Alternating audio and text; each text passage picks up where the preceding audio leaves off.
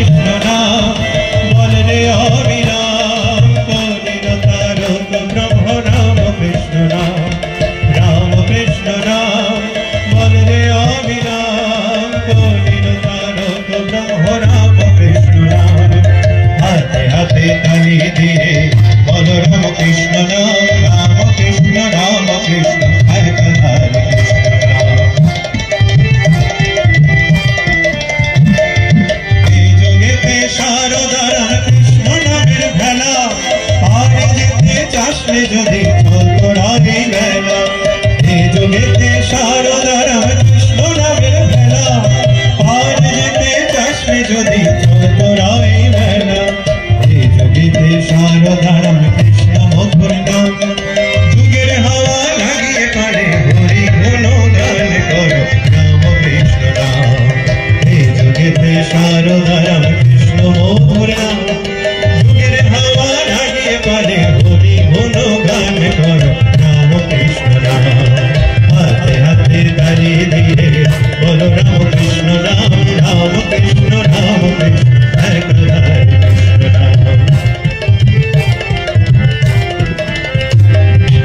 শরণাগতির কোনো বিকল্প নাই সংসার নিতে কেন পুরে মর ভাই শরণাগতির কোনো বিকল্প নাই সংসার নিতে কেন পুরে মর ভাই হরি হরি রাম কৃষ্ণ মধুর নাম গান শারদা নামের সাথে করো সুধা পান করো রাম কৃষ্ণ নাম হরি হরি রাম কৃষ্ণ মধুর নাম গান শারদা নামের সাথে করো সুধা পান করো রাম কৃষ্ণ নাম হাতে হাতে তালি দিয়ে বলো রাম কৃষ্ণ নাম কৃষ্ণ একধারে কৃষ্ণ নাম জীবের দুঃখে কাতর হয়ে পরব্রহ্ম এসেছে কলসে সেজে কৃপা বাড়িয়ে এনেছে জীবের দুঃখে কাতর হয়ে পরব্রহ্ম এসেছে কলসে সেজে কৃপা বাড়িয়ে এনেছে আয় তোরায় রে করি আত্মনিবেদন আয় তোরায় রে করি আত্মনিবেদন জীবনে মরণে রাখি যুগল চরণ বল রাম কৃষ্ণ নাম হাতে হাতে তালি দিয়ে বলো রাম কৃষ্ণ নাম কৃষ্ণ একধারে কৃষ্ণ নাম কৃষ্ণ নাম বল রে অবিরাম কলিল তারক ব্রহ্ম রাম কৃষ্ণ নাম বল রে অবিরাম কলিল তারক ব্রহ্ম রাম কৃষ্ণ নাম হাতে হাতে তালি দিয়ে বলো রাম কৃষ্ণ নাম কৃষ্ণ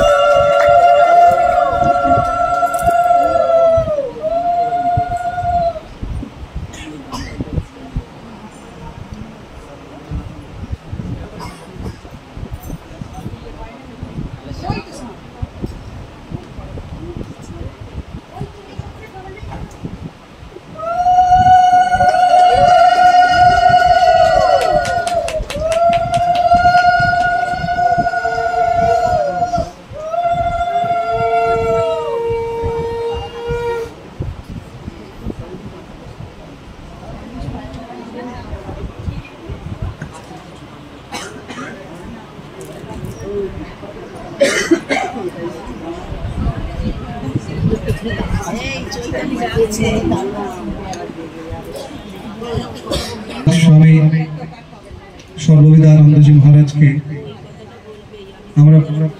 महाराजेर मुख থেকে আমরা মুখনিসৃত বাণী শোনার জন্য অনেক ধরে অধীর আগ্রহে অপেক্ষা করে আছি। মহারাজের কাছে একান্ত অনুরোধ করো জোরে যে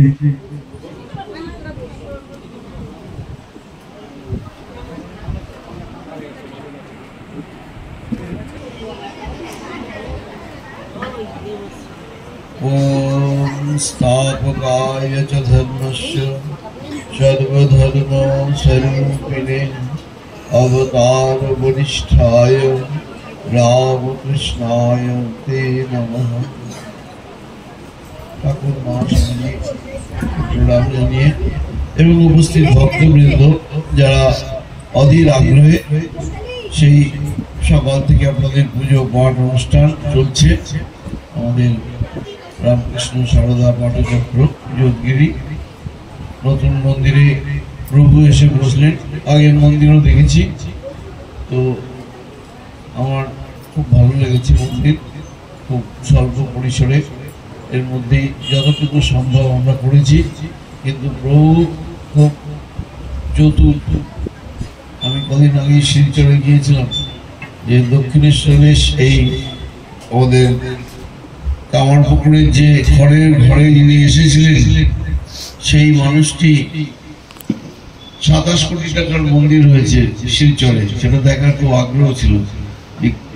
তিনি সেই মন্দির থেকে তিনি এই রাজপ্রাসাদে ঢুকে গেলেন, মানে তার রাজত্বটা কত বৃহৎ। তো দিন দিনে তিনি বেড়েই চলেছেন।